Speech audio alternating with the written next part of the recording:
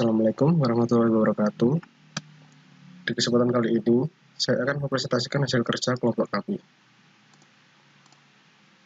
Anggota kelompok kami terdiri dari saya sendiri, Iqbal Bakti Janvin, kelas 3B, NIM 2008-30050, dengan job desk membuat laporan dan presentasi hasil kerja kelompok ini.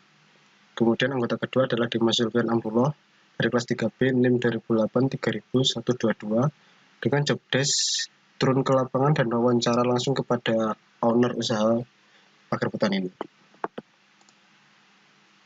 Yang pertama adalah jenis proses produksi. Proses produksi yang kami pilih adalah produksi pagar beton. Bisnis pagar beton adalah sebuah peluang usaha yang layak dijalankan bagi setiap orang, karena usaha ini ialah bisnis jangka panjang dengan keuntungan yang banyak. Peluang usaha pagar beton ini begitu menjanjikan, karena material yang dipasarkan tergolong bahan bangunan. Secara fakta, pembangunan sudah menjalar di berbagai tempat mulai dari perumahan, perusahaan kantor, perguruan tinggi, sekolah, ruko, mal, hotel, dan lain-lain. Pembangunan tersebut tak lepas dari material yang pasti dibutuhkan, di antaranya paving dan pagar beton. Kedua bahan bangunan ini selalu dibutuhkan. Yang kedua adalah proses produksi. Langkah pertama adalah semen, pasir, koral, abu batu, dan air dimasukkan ke dalam mesin molen agar menjadi adonan beton. Langkah kedua, setelah tercampur rata, lalu diangkat dari molen dan dimasukkan ke dalam cetakan yang sudah berisi ram-raman besi. Kemudian diratakan dengan alat bernama vibrator.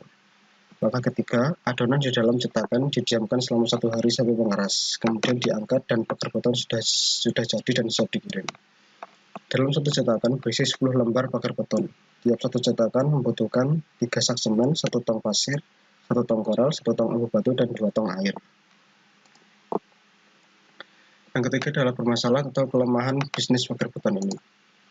Yang pertama, pengerjaan tidak bisa dilakukan jika akses kendaraan truk tidak bisa masuk. Jika akses mobilisasi jauh, tentu waktu akan bertambah karena harus dilansir manual dahulu.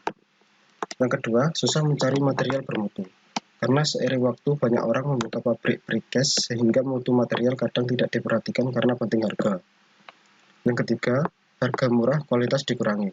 Dikarenakan konsumen baru menawar di bawah harga sehingga material dikurangi mutunya oleh pabrik. Yang keempat adalah solusi dari permasalahan di atas.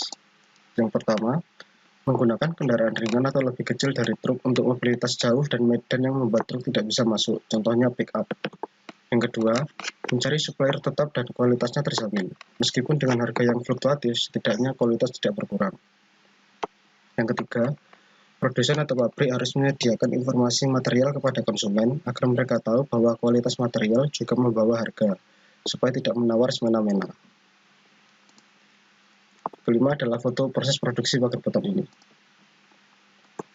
Foto pertama, yaitu adalah proses pembuatan adonan pagar beton yang dilakukan oleh 3 orang.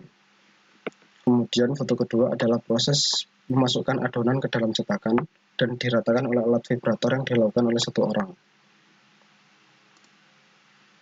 Foto ketiga adalah proses pembuatan ram-raman besi yang menggunakan mesin las dan dilakukan oleh 1 orang. Foto keempat adalah produk pagar beton yang sudah jadi dan siap dikirim ke konsumen.